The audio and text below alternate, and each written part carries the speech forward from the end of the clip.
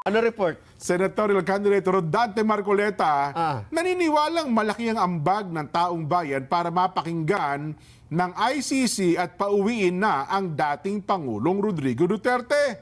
Aba, sige nga, pakinggan natin. Erlo Bringas. Kuya Jen, may malaking tulong raw ang taong bayan para mapakinggan ng ICC. Yan ang mismong sinabi ni Senator candidate Rodante Marcoleta sa kabila ng mga panawagan na mapauwi ng dating Pangulong Rodrigo Duterte sa bansa na kasalukuyan nakapiit sa ICC sa The Hague, Netherlands. Kabilang yan sa mga nabanggit ni Marcoleta sa kanya naging pagsisita sa mga Kapampangan sa Mabalacat, Pampanga nitong weekend. Ayon kay Kong Marcoleta, nasa batas naman ng ICC ang pagkakaroon ng panawagan kahit maaari itong maging tulong para mapanawagan sa kinaukulang hanggang pagpapauwi sa dating Pangulo. Matatandang nauna nang ipinanawagan ang e-signature campaign para makalampag ng International Criminal Court na masilip pag naging proseso sa pagdadala doon sa dating Pangulo. At hindi naman daw dapat na hindi dapat na maihalin tulad ng kaso ng dating Pangulo sa kaso ng ilang mga leader ng iba pang mga bansa dahil iba naman ang ginawa ng mga ito at mas malala. Yun nga may tatawag niya Kong Marcoleta ang ginawa ng mga nasabing leader kung ikukumpara sa dating Pangulong Duterte. Malaking tanong din niya kung bakit hindi na-aresto ang mga nasabing leader sa kabila ng meron na itong warrant of arrest din mula sa ICC. Masa naman ang ilang mga taga-suporta ng dating Pangulo na mapapakinggan ang kanilang panawagan na mapauwi na ang dating Pangulo dahil hindi dumaan sa tamang proseso ang pagdadala nga dito sa The Hague, sa Netherlands para nga litisin ang kanyang kasong crimes against humanity sa International Criminal Court. Sa mga latest, balik sa inyo. Sa ngayon ba, Erlo, saan nag-ikot ang Dante? May idea ka ba? Kuya Jen, yung last niya ay Pampanga at yung kasunod nga yung bandang Nueva Ecija. Itong weekend din. Anyway, sige. Thank you very much, Erlo Bringas. Ironclad commitment daw ng Amerika sa atin. Yung ironclad commitment na yan, baka tuwan-tuwa tayo. Baka akala natin pag binaril tayo o na pinaputukan tayo ng China sa South China Sea, papasok ang 7th Fleet dito, tutulungan tayo. Hindi po ganoon. Unang-una, yung Mutual Defense Treaty po natin sa Amerika ay covers only yung mainland natin, yung teritoryo natin. Pag may naglanding na Chinese sa Palawan, o sa Batanes, Okay. o kung saan, yun, papasok yung treaty na yon. Dedepensahan tayo ng Amerika. Oh. Okay. Pero hindi po automatic yon. Ang for the US, yung Pangulo ng Amerika as Commander-in-Chief has the power na sabihin sa mga troops niya, pumunta kayo roon. At tulungan nyo yun. Pero for the US to declare war on China or to make heavy deployment, yung maraming darating na mga sundalo rito. Opo. Kasi that will involve the lives of Americans. Yes. Isipin mo baka akala na video game ito. Yung computer game na yung simulation ng mga World War. Na basta nagpadala ka ng troops from the US to the Philippines, okay na yon. Bago ka makapagpadala ng troops on the ground, mabigat pong congressional authorization yan. Dadaan po yan sa Kongreso ng United States, meaning the House of Representatives and the Senate. Pagdedebatihan pa yan bago yung treaty ay may mag-kick in full-fledged. Siguro ang mangyayari dyan sa Mutual Defense Treaty, katulad ng sinasabi ng Amerika, nagpadala dito ng Typhoon missiles. Opo. Ano yung Typhoon? Intermediate range ballistic missiles. Okay? Yun ang ipinadala rito. Pero para sabihin mo na mag-e-engage ang carriers ng Amerika para makipagbakbakan yung eroplano niya sa China, magbarilan sila, dadaan po yan sa Kongreso ng Amerika. Mahabang proseso. All that Marcos Jr. has to do is listen to the speech of his father. Noong siya ay tinanggap sa Amerika noong panahon ni Ronald Reagan, di ba? kinutya niya doon sa meron siyang meet the press doon. Yung question and answer ni Marcos Sr. sa American Press. Tinanong siya tungkol sa Mutual Defense Treaty, sabi niya, pagtatalunan pa naman yan eh. Oo. Pagtatalunan pa yan. Yan treaty na yan, hindi automatic yan. Pagtatalunan pa yan, bago sabi pa niya, nagtawanan yung mga tao, in the meantime that you are debating, we are dying there. Habang nagdidebate kayo, binabakbakan na yung mga Pilipino. Ang makakalaban mo, China.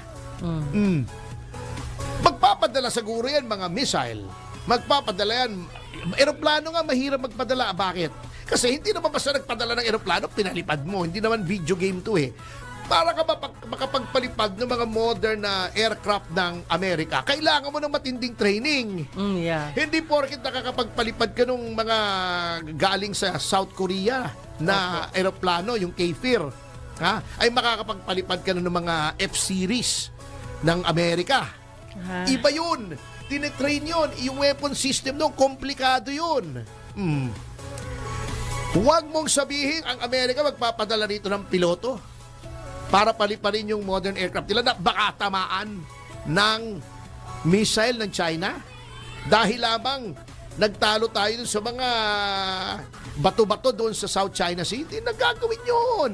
Magkano isang eroplano? Magkano at gaano katagal mag-training ng isang piloto? Magkanong aircraft carrier isasabak mo rito? Natira ng hypersonic missile yan?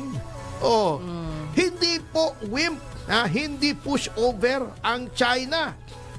Alam nyo ba kung gaano karami ang missile ng China? Yung mga modern missile nila, 2,200. Ibibigay mo sa amin 20-30 missile. Parang sinabi mo doon, may kapitbahay ako, kagalit mo. Ikaw ay taga Makati, ako taga Paranaque. Kagalit mo yung kalaban, yung kapitbahay ko, sasabihin sa'yo, oy, labanan mo yung kapitbahay ko bigyan kita ng 38 caliber.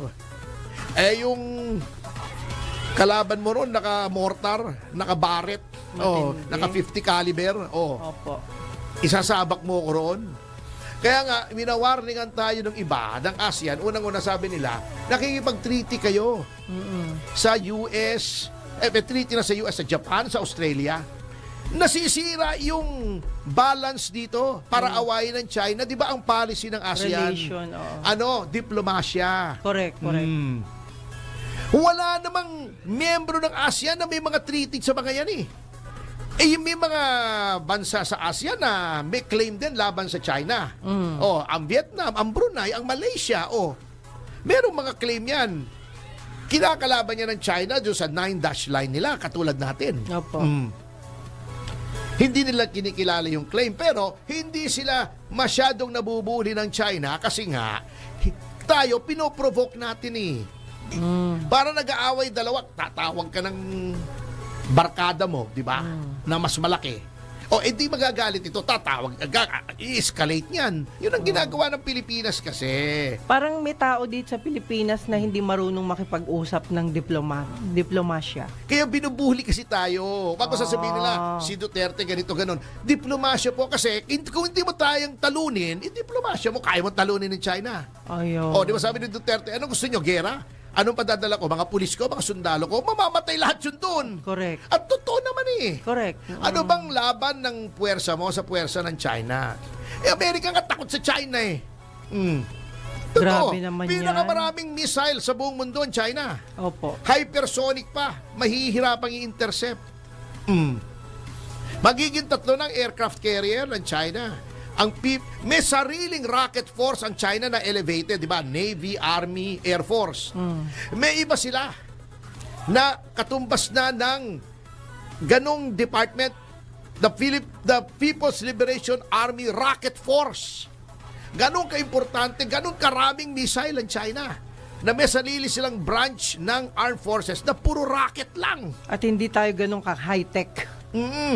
Bago ibibigay mo sa amin, Typhoon, hindi naman missile shield ng Typhoon, offensive weapon ng Typhoon. Hindi mo kami bibigyan ng Patriot na shield, yung pang-intercept. Hindi man makaka-intercept ng Typhoon eh. Yung binili natin sa India, yon. Hindi, pero ano yun eh. anti-ship missile din yun para hindi makalapit yung mga barko ng China sa atin. Ilan lang yun? Ilan ba barko ng China? China has the biggest navy in the world.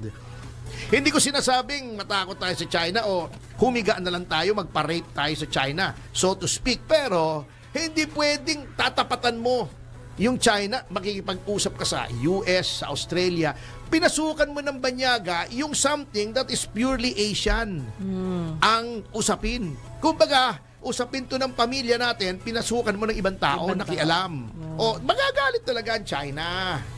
That's Kaya true. tayo lang ang binubuli, o, di ba? That's true. Nag-naval exercise, Japan, US, Pilipinas. O, di ba, sinashadow tayo ng China? Pinoprovoke mo eh. Kung baga sa kwan, nandun ka sa labas ng bahay niyan, may nakasoksok ang baril, gumigiri-giri ka roon. Pero Ano noon gusto di mong naman- gawin mo? Anong gusto mong gawin ng tao? Hindi naman tayo ginaganyan noon Hindi nga, kasi nga, nakikipag-usap tayo. Ayun. Mm. Nakulang sa Kasi atin. nga, tayo naman, ang problema, tinutulak naman tayo ng Amerika. Yan titingnan natin kung paano tinulak tayo ng Amerika sa susunod na mga... Ito, yung susunod natin, makatapos ng Jim Paredes natin. Anyway, sa notang yung mga kasama ay magbe-break po muna ang Yes Yoto Pasyo. Makatapos mga commercial information at palalahanap po ay just in news breaking news flash report at this moment at kung ano-ano pang kasyumahan. Ating oras!